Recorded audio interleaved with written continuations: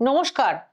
স্বল্পে তুষ্ট শিব, তাই তো শিবকে বলা হয় আশুতোষ। শিবলিঙ্গ প্রত্যেকের বাড়িতেই কম বেশি রয়েছে। সামনেই অর্থাৎ আগামী 15ই ফেব্রুয়ারি শিবরাত্রির মহানিশা কাজে লাগান তন্ত্রপুরুষ, তন্ত্রের স্রষ্টা শিবের এই মহানিশাতে।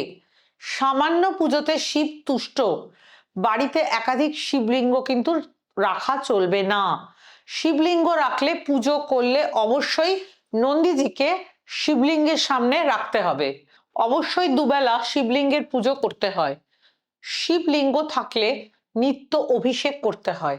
বাড়ির ঈশান কোণ শিবলিঙ্গ প্রতিষ্ঠার শ্রেষ্ঠ স্থান।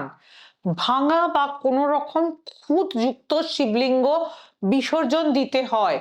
অবশ্যই শিবলিঙ্গের সাথে ধাতুর নাগদেবতা ও ত্রিশূল রাখবেন। শিবের কৃপায় অসাধ্য সাধন হয়।